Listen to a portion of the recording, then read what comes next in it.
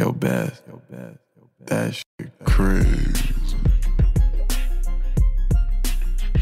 On a Tuesday, it's All Even with your boy Barry Grant. You can catch me on Instagram and Twitter at All Even Podcast. You can listen to the show on SoundCloud as well as YouTube, so like, share, and subscribe to that. What a beautiful Tuesday we have. Lots to get into. NFL games on Sunday were really good. There's a lot of games that we're going to talk about. Monday Night Football was a doozy. We're going to discuss that and see exactly what the issue might be in Tampa Bay. There's also some NBA drama. And who is right in the thick of it again? The Clippers. Of course they are. And the greatest segment on the planet, Dummy of the Week. So let's just jump right into it. What a Sunday it was in regards to the NFL. Week 11 has some great games. I want to talk about those games. First game I want to talk about is going to be the Titans and the Ravens. Next game I want to talk about is going to be the Green Bay Packers and the Indianapolis Colts. And then the next game is going to be obviously the Monday night game between the Tampa Bay Buccaneers and those LA Rams. So the Titans beat the Ravens in overtime, 30-24. Ryan Tannehill has a great game, 259 yards, 2 touchdowns, an interception. Derrick Henry ran all over the Ravens, 133 yards and a touchdown. Corey Davis had a great game, 5 catches, 113 yards. A.J. Brown got into the end zone. He had an impressive touchdown. He just wouldn't go down. So there's a lot of things that this team does well. Defensively, they did what they had to do, man. They shut down Lamar Jackson in that offense. Jackson had 186 yards passing, a touchdown, an interception. He wasn't impressive again for the second straight week. J.K. Dobbins, he had 70 yards on the ground. So, you know, they're not able to dominate the line of scrimmage and dominate the running game the way they want to. And that's why you're starting to see them struggle in that passing game, because the running game is not working. The play action pass is not going to work. And the lanes are not going to be opened up for Lamar Jackson. Mark Andrews finally had a great game. 5 catches, 96 yards and a touchdown. He's been like non-existent pretty much the entire season. And that's the Lamar Jackson factor. He has not been good. He has not been a good quarterback this year. And the team has struggled because of it. They're 6-4. They're still one of the teams vying for a playoff spot, but they're not the toast of the AFC. They're not one of the best teams to me, in my opinion, because the quarterback play is just too inconsistent. He won the MVP, and everybody gave him the reins. Oh, Lamar Jackson's the best thing on the planet. No, he's not. No, he's not. He's not even close to it. He is a flawed football player, and that's okay, but we need to stop talking about him like he's Patrick Mahomes. He's not Patrick Mahomes. He's not at all. So let's kind of pump the brakes on Lamar Jackson. Let's bring it back down to earth so we can actually have a fair assessment or opinion about how they're playing. If our level of expectation is too high, we're expecting him to be the greatest thing since sliced bread, then we're going to be disappointed every time out, because he's not going to give you what he gave you last year. It's not going to happen. In regards to the Titans, you know what they do.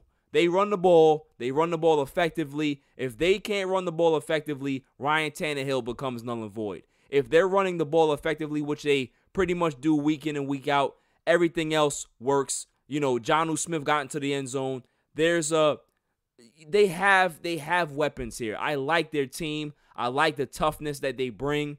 And in overtime, when they got that ball, they just said, okay, Derrick Henry, Derrick Henry, Derrick Henry, Derrick Henry, game over. Like, you can't stop them. And you can see that the Ravens were tired. They were beat.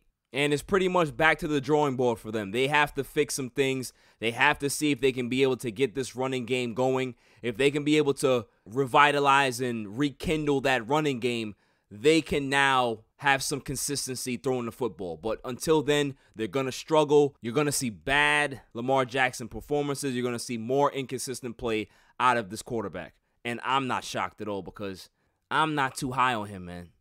Guido loves him. Mike Guido, oh, Lamar Jackson, he's great. Yeah, whatever. I don't see it. They gave him the MVP way too early. I'm okay with that. He needs more work. He needs to be put back into the oven. He needs to bake a little more. He ain't ready yet. Next game after this is going to be the Green Bay Packers and the Indianapolis Colts. Colts win this game in overtime, 34-31. this was a shocker in my opinion. I mean, not saying that the Colts are not a good team. They're the best defense in football. But what we saw out of Phillip Rivers was definitely, it was amazing. He had a great game. 288 yards, 3 touchdowns, an interception. Jonathan Taylor had 90 yards on the ground. Michael Pittman Jr. had 66 yards and a touchdown. I knew he would actually have an impact in this game. Michael Pittman Jr. is a hell of a receiver. He's a big body. He can move. So I knew that they were going to be able to get him in space and get him the football. And they have to continue to get him the football as much as possible, and the Colts will be fine. The Colts they're legit. They're for real. And for the Green Bay Packers side, listen, Aaron Rodgers had a good game. 27 for 38, 311 yards, 3 touchdowns, an interception. Aaron Jones, though, 10 carries, 41 yards and a touchdown. Devontae Adams, 7 catches, 106 yards and a touchdown. They were up 28-14 at halftime. And then in the third quarter, they could not move the chains. If the running game was on par on Sunday, the Packers don't lose this game. They control the time of possession. They control the game. They can be able to do whatever they want. Now the Colts are going to be in panic mode. They have to throw the ball as much as possible. And you want Phillip Rivers throwing the ball as much as possible because mistakes will happen. But what happened in that third quarter is that the Packers couldn't do anything. They were 3 and out, and then the Colts just continued to just chip away at the lead. And then at the end of the third quarter, they were down 28-25. That's exactly what the Colts team does. That defense gives you a chance to stay in football games because they get timely stops, they get turnovers, their special teams is great. Everything about this football team works. They're well coached, like I said. Frank Reich deserves Coach of the Year, in my opinion. He's got this unit running. They're flying. They're all over the place. So, kudos to the Colts, man. They are legit. They are a for real team. On the flip side of this, are the Packers in trouble? Are you concerned about the Packers? A little bit, because when you see them play good teams, they tend to fall by the wayside a little bit. Like, granted, Tampa Bay is not a great team, but they got the doors blown off of them when they played the BUCS. Now they play the Colts. They end up being up 28-14 and lose a game. That doesn't happen to Aaron Rodgers and company often. So they have to fix that running game. They got to make sure that they fix that running game, because if they don't, they're going to be in problems. They're going to have some issues. They're going to have some major issues going forward. And, this has always been a thing in regards to the Packers as well, is that besides Devontae Adams, they don't have another receiver that you can trust. Valdez-Scantling, he's good. He has his games where he puts up a line, 7-8 catches, 170 yards, but it's not consistent. They need a consistent number 2 guy. So, maybe Lazard can be that guy. I don't know. He just came off an injury. Maybe he can be able to step up next week, but they need something, because if the running game is not going to be there, they have to have more weapons at wide receiver, and they don't have that right now. The fact that they don't have that puts a lot of pressure on the running game. And if Aaron Jones is not producing, they're going to be in trouble. As great as Aaron Rodgers is, he cannot save the day all the time. You need your running game to at least move the chains a little bit, and you need your defense to come up with some timely stops. They didn't do that in the second half.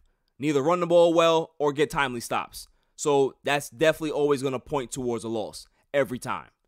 Next game is going to be the Monday Night Football game between the Buccaneers and the Rams. Rams win 27-24. Jared Goff has a decent game, 376 yards, 3 touchdowns, 2 interceptions. Malcolm Brown, 20 yards. They couldn't run the ball to save their life as a team. They had 37 yards total. But man, was the air attack going. Cooper Kupp, 11 catches, 145 yards. Robert Woods, 12 catches, 130 yards and a touchdown. They lit Tampa Bay up in regards to their top 2 receivers. And this is what I was talking about with Green Bay. If they have 2 guys that can be able to do this, 9 times out of 10, you're going to be able to possibly win a game, even if your running game is not working. But they have 1 guy. So the fact that the Rams got 2 guys like this that you can be able to get 23 catches out of the 39 completions Goff had, 23 of them went to Woods and Kupp. That is nuts. That is crazy. But that's exactly what the game plan called for. The Tampa Bay Buccaneers could not stop the pass. They couldn't do it. They couldn't get pressure on Goff, and he sat back and he lit them up. Those screen passes lit them up. And Tampa Bay has problems because guess what? Tom Brady did not have a good game. 216 yards, 2 touchdowns, 2 interceptions, 26 for 48. Ronald Jones, 10 carries, 24 yards. Antonio Brown, 8 catches, 57 yards. Nobody had over 60 yards on this team receiving. It was all dink and dump because Brady could not get the ball downfield. In the third quarter, the Rams beat the hell out of Tom Brady. They had him on the ground. They hit him hard in that third quarter. And you can see that he was gun shy. He did not want to get hit anymore. So when he saw that pressure, he was just flinging that ball up. He didn't want no parts of that defensive line getting in that backfield. And this is the problem when you have an aging quarterback like Tom Brady who cannot escape pressure. They don't throw the ball well downfield. So guys like Mike Evans, they get nullified. Guys like Chris Godwin, they get nullified. Guys like Antonio Brown get nullified. None of these guys are underneath receivers. Now, Antonio Brown can be an underneath receiver. That's fine, especially when you got those 2 guys on the outside. But if you can't get the ball to your outside guys by throwing the ball deep, you have a problem. And they've been having this issue all season. Mike Evans, 5 catches, 49 yards and a touchdown, 9.8 yards per average. Are you kidding me? Nobody but Gronkowski had over double digits yards per average in regards to the catch. This is a problem in Tampa Bay. They cannot do this dink and dump bullshit. And the fact that the running game is stagnant, this is why Tom Brady struggles. When they played the Panthers, they didn't struggle. Why? Because Ronald Jones ran all over them. The running game was working, so Tom Brady was doing everything he wanted to do. He was looking good. But once that running game is compromised, Brady has to do more, and Brady at this point cannot do more. That's the problem. The Rams on the other hand, they're legit. They have a great defense. The only thing that you can actually question is Jared Goff. Jared Goff is not a great quarterback. He's a turnover-prone guy. If you punch him in the mouth early, 9 times out of 10 he may not get up. So the BUCS, they didn't punch him in the mouth, and he was able to get a lot of time and deliver the football. But this team all around, man, they're pretty good. They're pretty solid. I love Aaron Donald. I love this defense. I think they have the best 2 cornerbacks in the league with Ramsey and what's the other kid's name? Williams. They got it going, man. They have something special here. Sean McVay is a great coach. So maybe this is their year to break through. Maybe they get to the Super Bowl again. Maybe they win. Who knows? So a lot of question marks in the NFC. Who's actually the best team in the NFC? Don't really know. Could be the Packers one week, be the Rams one week, Seahawks, Cardinals. That's why the NFC to me is very interesting because I think anybody can get to the Super Bowl. Every team that's in the NFC that actually is good, they're flawed. They have some flaw that doesn't make them perfect. And that's fine. So we're going to see exactly how it unfolds. Coming up after the break, Tom Brady and Bill Belichick. Was it actually smart for them to divorce each other? On a Tuesday, it's all even. I am so stressed because I hate my job. Let me guess. You're at a dead-end job and find it hard not to press the snooze button? Well, come down to Connecticut School of Broadcasting. We have campuses in Westbury, New York, Boston, Connecticut, New Jersey, North Carolina, Georgia, and Florida. Develop your skills in broadcast media that include audio production, television, radio, and sports broadcasting. Learn from industry professionals in a small, intimate class setting for a better experience. The hands-on training is second to none.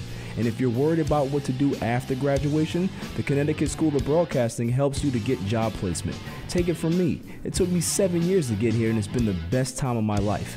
Go to gocsb.com or dial 1-800-887-2346 for a studio tour. And who knows, maybe you'll be the next media superstar.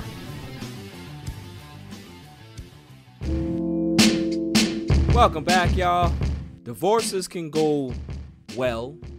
Divorces can go smooth.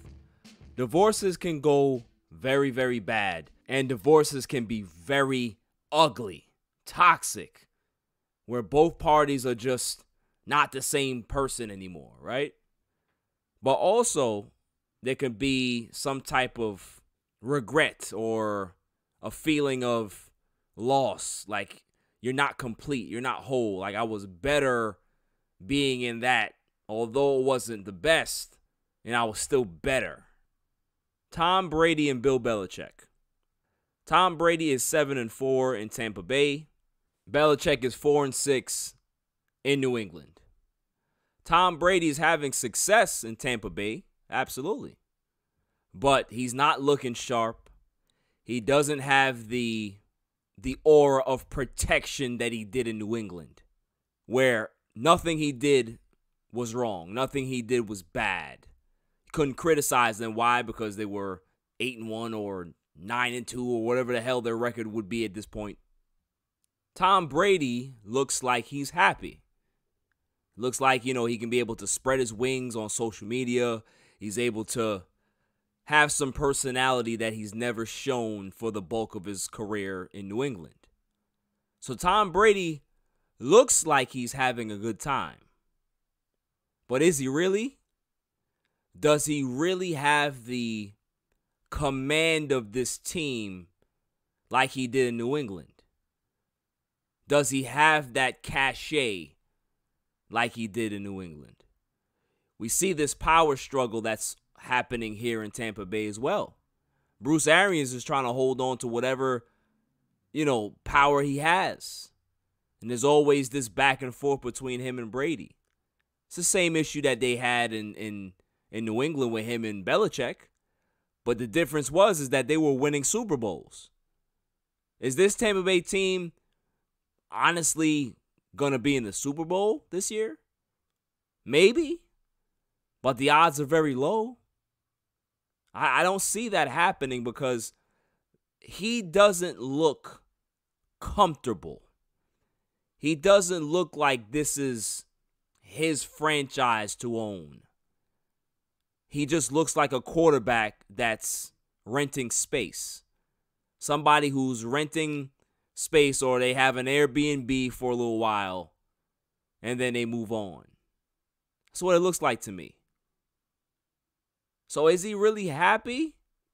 Sometimes the devil you know is better than the devil you don't know. Bill Belichick, the defensive Da Vinci, the mastermind, the greatest coach of all time. How does he look? Does he look like a happy man in New England right now? He's out of that relationship that he wanted to cut ties with a while ago. But now he has Cam Newton. And Cam Newton has literally cost the Patriots about 3 football games. So instead of being 4-5, they should have a winning record, right? So this is the problem, that things can be going better in New England, but that's the difference. When you had a sure thing at quarterback, you were guaranteed those wins. Now when you don't have a sure thing at quarterback, you're not guaranteed anything. It's week to week. One turnover or one mistake or a couple bad plays in a series can literally cost you that football game. Bill Belichick hasn't been here in 20 plus years. So we've all been waiting for who's going to be more successful, who's going to have the upper advantage. Here's my take. I don't think either of them have it. I don't think Tom Brady is super successful right now in Tampa Bay. And I don't think Bill Belichick is super successful of what he's doing right now. The Patriots, they have a terrible team. They're void of talent. He has to draft better. All of these things have been true for the last 4 years. The difference is that Tom Brady was the quarterback. Now, obviously, we can be able to nitpick and say that there's a lot of guys that opted out of this season. They have some injuries. This is football. Football you're always going to have some injuries. This is the next man up. But at quarterback, when you have a sure thing at quarterback, you can actually have some deficiencies elsewhere and still be able to win. Look at Seattle. They have deficiencies everywhere. They're still winning. Why? Because they have Russell Wilson. Death taxes, Russell Wilson will make sure that he keeps you in a football game. Quarterback, stability. That's what Bill Belichick doesn't have. Now, does he miss Tom Brady? I don't think he misses Tom Brady. I think he misses the security of Tom Brady. The security of a competent quarterback. Because I had this conversation with my cousin today. I don't believe that Bill Belichick can find a good quarterback anymore. I don't think that he has the ability at this stage of his coaching career to pick good talent. You know, it's not the fact that he's never been good at it. He was good at it at one point. I just don't think that he's good at it now. So, was it worth it to part ways? Sometimes it really isn't. But at the same time, you need to part ways to see exactly how big the void is, how big the importance of that other person is. And that's exactly what both of them are going through right now. Tom Brady doesn't have the defensive security blanket. He doesn't have Josh McDaniels to trust. He doesn't have the gadget players that he normally has in New England that works for him. He actually has young receivers now that are used to getting the ball a certain way, and he can't deliver it to them. Same thing with Bill Belichick. Bill Belichick is used to Tom Brady being able to execute their type of offense. Cam Newton can't do that. Cam Newton has never been an accurate quarterback in his life. So expecting him to make tight window throws or over-the-shoulder throws or in the numbers throws, that's not Cam. Cam never was able to see the field well. That's why he runs all the time. He still runs. A guy with a busted up shoulder, reconstructive surgery in his shoulder, his feet, all of these things, knees. Yeah, he's still out there plodding along, running like a fullback instead of being a quarterback. This is who Cam is. He won't change.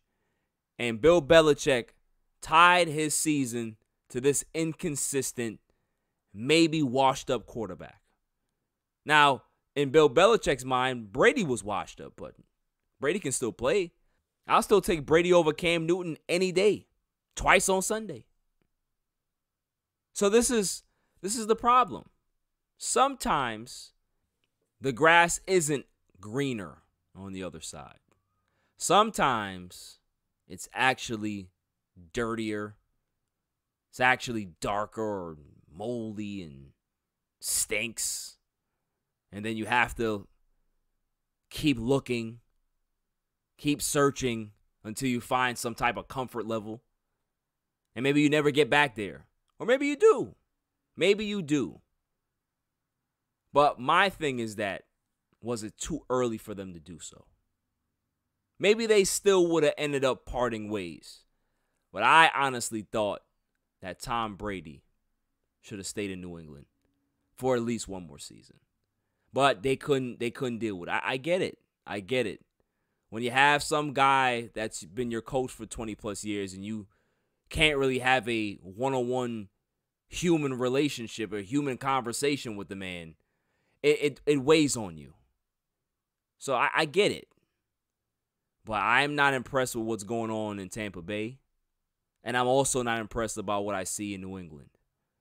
So what it tells me is that both of them still need each other. And their legacies will always be tied to each other.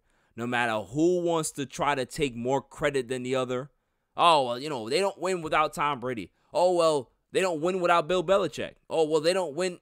They don't win without each other. That's the truth. That's the only truth that matters. Coming up after the break, some NBA news. Drama in LA. On a Tuesday. It's all even. Yo, what up? It's your boy DJ G Money, representing that Flip the Script podcast. But listen, right now I'm listening, I'm tuned in, I'm tapped in to a brand new podcast called the All Even Podcast with my man Barry Grant. Yo, B, what's up, man? Congrats on the new podcast. I'm listening right now, I'm tuned in. Fire, All Even. We here, let's go. Welcome back, y'all. NBA news. I keep telling y'all, man, every time I forget about the Clippers, they just keep dragging me back in. Montrezl Harrell signed a 2-year deal with the LA Lakers. Now, he had his interview, I guess an introduction interview to him signing with the Lakers. And they asked Montrezl if he thought that the Clippers wanted him back. And he paused. He said, I'm here, so, what do you think? Everybody's kind of like reading in between the lines. Obviously, everybody does that. There's nothing wrong with that. So now I'm going to do the same thing. But I'm going to do it with my purple and gold plated glasses. The Clippers decided that they don't want Montrezl Harrell. I don't think that that's actually true. I think that Montrezl Harrell decided that he's not going to put up with the nonsense anymore. Back last year, when the Clippers were playing well and, they were second or third in the West, this was before, the pandemic hit and the NBA season had to close down. They started to struggle a little bit, and you heard Harrell say, we got to stop talking or we got to stop behaving like we're the best team in basketball, because we're not. We just need to go play instead of talking. And he would always throw these little, I'm not going to say jabs. They're just like these SOSs, right?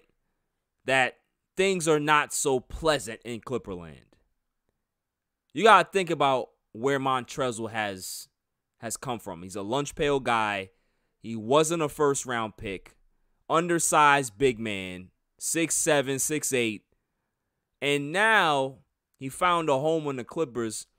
They took the Golden State Warriors to 6 games. They fought hard. Then all of a sudden, Paul George and Kawhi Leonard gets there. So he's like, all right, well, we're just going to be able to add these 2 guys and still have this same dog mentality, and we'll still have our roles, and we'll be able to be better. Now, granted, they were better, but sometimes adding talent and being, quote-unquote, better, it's not actually better for the actual team.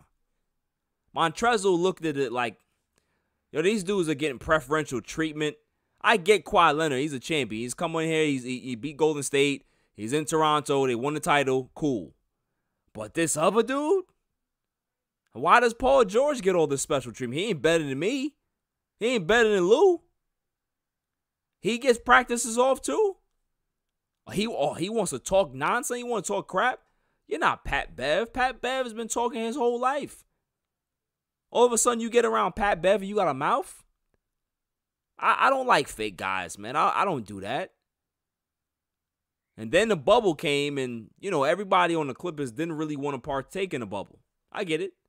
Montrezl had his personal life rocked. His grandmother died. That was his rock. She took care of him. So, of course, he's not going to be the same guy. So he decided that I'm going to take some time, and then when I'm ready, I'll go to the bubble and join the team. Came back. He wasn't in the best shape. He didn't play well in the bubble at all, especially in the playoffs. He got dogged in the playoffs, especially in that Denver series. And they lost. So my thing is, Montrezl looked at it like, I don't want to come back with this team and run it back. I want Paul George out of here. Because if I end up going back to this team, I'm going to punch somebody in the mouth. So I'd rather get out of the basement. I'd rather take my dehumidifier with me. I want to take my blankets. I want to take all of my first down jackets. Take my North Face jacket because I'm tired of being in the basement. It's too cold down here. I want to go upstairs. I want to be able to ring the bell or push the elevator button, and I want to go to the third floor. I can't do that because I'm not allowed to press the button. I don't want to do that no more. So I made a call LeBron James. Hey, let's work something out. Let me go over there and help y'all, man. Because I can't deal with these idiots and losers over here. Let me rock over there. And that's it. That's what I think happened. So the Clippers can be able to try to spin this any way they want to. Oh, well, we know Serge Ibaka's the better player, and we feel that he can be able to add more professionalism, and he's a bigger guy. He can shoot the three. He's a great defender.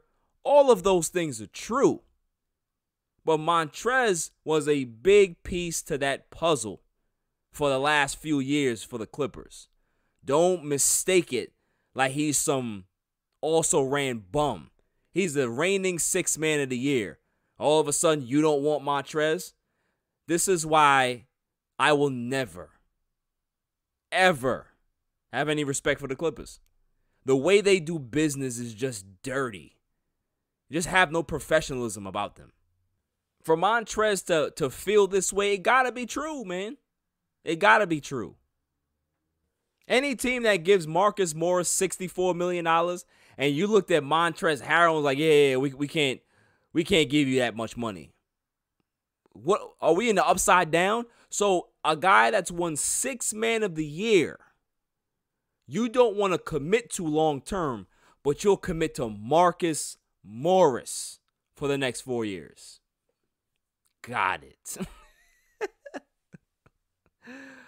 Oh my God. Basement. You belong in the basement. You guys will never get out of the basement. Why? Because you're the Clippers. It's just like the Detroit Lions. Yo, the Lions, they're always struggling. And then somebody says, yeah, it's the Lions. Oh my God, the Browns can't get right. What the hell's going on? It's the Browns. Oh my God, Joe Burrow, he got hurt now. Oh my goodness, what's going on with the Bengals? It's always been the Bengals. They've never known how to deal with quarterbacks their entire existence. What are we talking about here? This is the Clippers. No matter what happens, no matter what good player they draft, they find off the scrap heap and turn into a star, they'll find a way to screw it up because why? They're the Clippers. You can put sprinkles on shit. It's not a cupcake. That's exactly what the Clippers are. It won't change. I don't care what anybody wants to say. I want Clipper Darryl to say something this year. Whoever else is a Clipper fan, I don't know many. I think there's like 2. Joke. Moving on. Brandon Ingram, Slender Man, signs a 5-year deal with the Pelicans worth $158 million. Kudos to the big man. I love him. He was, he drafted by the Lakers, number 2 pick, and the guy has been phenomenal. Every year he's gotten better. His numbers have gone up every season that he's been in the NBA. That's the type of trajectory that you want to see from a young player. That's how you know that he's on a good arc to be a consistent, bona fide all-star superstar. He's on his way. That kid, man, as much as I hate the Pelicans, I hate him there, I love him there at the same time because he can be able to create his own star there. Being in LA, I don't think that he was going to be able to spread his wings like that. Although I would trade him for Kuzma in a heartbeat. In a heartbeat. I'd trade Kyle Kuzma for a kid in the 8th grade. That's what I do. Kid that's just playing basketball. Give me that kid. He has more potential than Kyle Kuzma. But let me not get off course. Brandon Ingram, kudos to the big extension for Brandon Ingram. Also, too, Bam Adebayo signs a 5-year, $163 million extension. It can go all the way up to $195 million. So the big man out of Kentucky, I never thought that he was going to be this good. I didn't think that he had a chance to be this good. And this is why kids, when they get into the NBA, it doesn't matter what scouts say. It doesn't matter what people like me say. We're not them. They're the ones that are going to decide their future in regards to what type of player they are. So I love when players buck the expectation. Yeah, he's not going to be this or whatever. Or you got some guys that say, hey, listen, I saw the talent. I think that he can get here. They got it right. Bam has made himself into one of the best big men in the NBA. The Miami Heat, they got it going. They have a good team coming this year. They signed a lot of good guys. They got Goran Dragic back. They got Avery Bradley they signed, a new addition. Now they locked up their big man. Now, they also have plans on trying to get a particular 6'11", 2-time MVP. It's a lot of things going on in Miami, a lot of positives. And Bam Adebayo signing this extension is at the top of the list. You had to do it. This is a no-brainer. Love it. Love the move. Now let's start to spin that rumor mill, shall we? Would you believe me if I said that the Lakers had something in the works for next summer or next offseason? Would you believe me if I told you that a particular 2-time MVP would be considering going to the Lakers? Would you believe me if I told you that somebody who's won the Defensive Player of the Year would be interested in teaming up with LeBron and AD? Would you believe me? I don't think a lot of you would.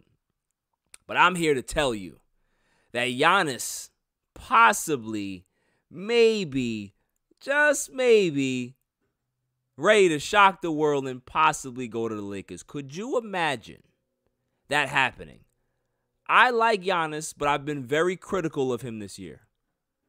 I don't think that he did his team a service in regards to his basketball IQ or his decision-making at times. Can he get better at that? Maybe, maybe not. Maybe Giannis is better off being a second fiddle.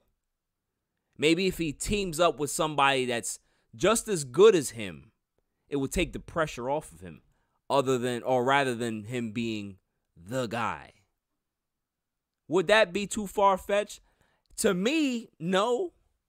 But he has a lot of walking it back to do if he does do that, because he was a guy that said, I don't believe in super teams. I'm not a super team guy. I don't fraternize with players. Okay.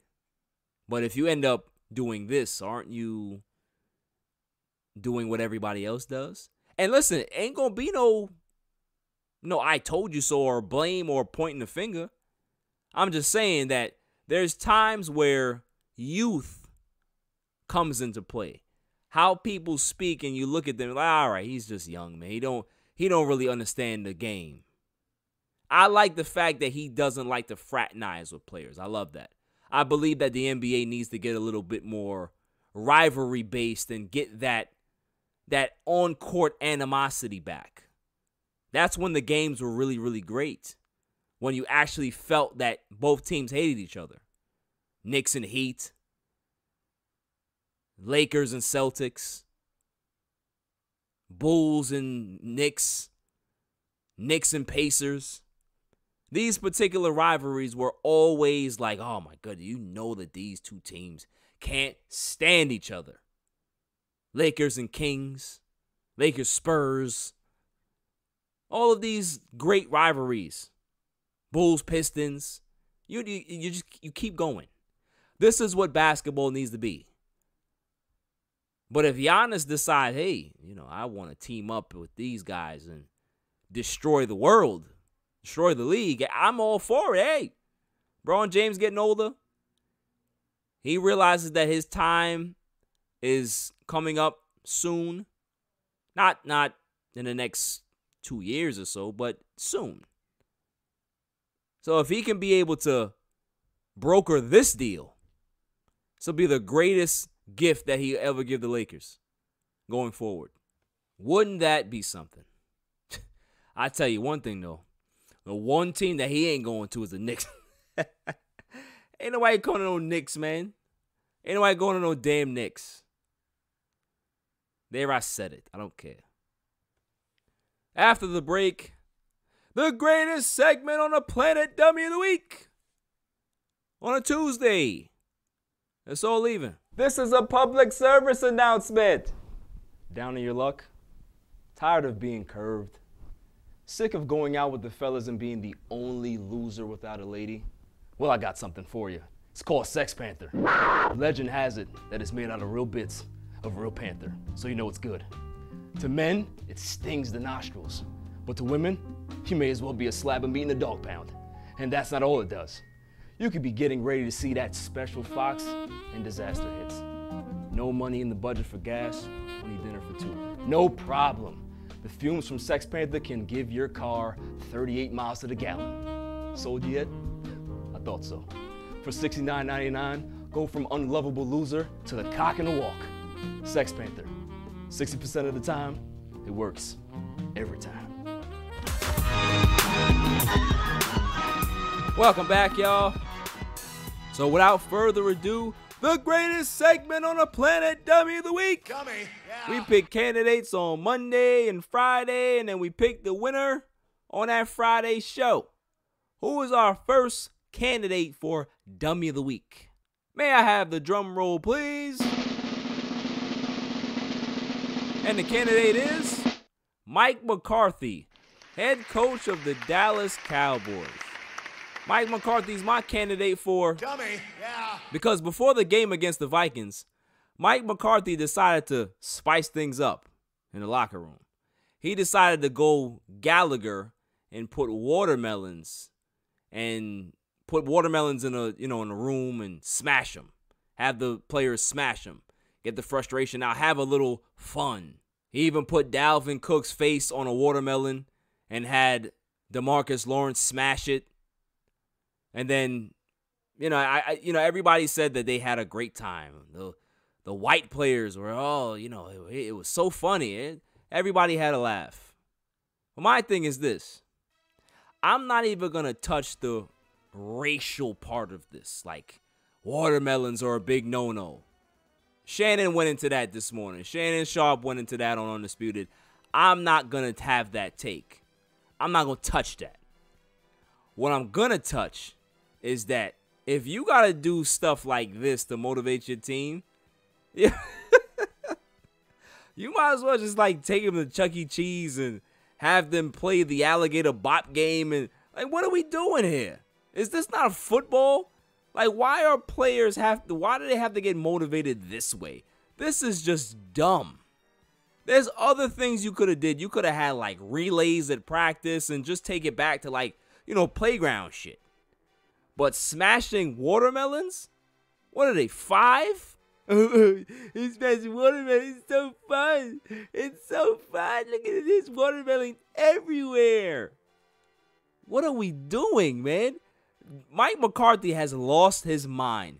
He's like, yo, man, I'm losing so many games that I just got to try something. Maybe some guys will like it. Maybe some guys will just be like, yo, whatever, man. Let's just make the head coach happy. This guy's an idiot. I'm sure, he doesn't know how to do surprise parties or anything spontaneous with his wife and kids. It's just like, oh my God, Dad's coming again. He's going to probably have some boring ass game for us to play. Hey, let's flip the bottle top and see what happens. Hey, let's play quarters. Hey, what are you doing? You couldn't do anything else to engage your football team by doing something motivating, having somebody come in there like Ric Flair speak to the team, or, something. Smashing watermelons. I hate my Dallas Cowboys right now. There's so many things wrong with Dallas. And the fact that they won the game bothers me too. So they were so, motivated by this watermelon fiasco that they went out and won the game for the head coach. You're supposed to be losing. Lose every game. You're supposed to be in the Trevor Lawrence sweepstakes. Winning a game does nothing. Lose. And lose big. Stop this nonsense. I'm on the other side of it. I don't want you guys to win any more games for the rest of the season. So stop smashing watermelons. And like I said, although I'm not going to touch the racial issue, y'all black players, man, y'all are something else. For y'all to enjoy this and go home and be like, yeah. That smashing the watermelon stuff was popping, right? Yeah. Dumbasses. So Mike McCarthy, you may be the biggest loser right now because you're not Gallagher, and Gallagher sucks. But you're possibly a winner for Dummy of the Week. That's all for this show. I'll see you guys on Friday or Saturday, depending on how things go for the week. So until then, stay safe, stay cool. Peace. You can catch me on Twitter and Instagram at ALLEVEN Podcast. Listen to the show on SoundCloud. And check out my YouTube channel, ALLEVEN Podcast. And don't forget to share, like, and hit that subscribe button.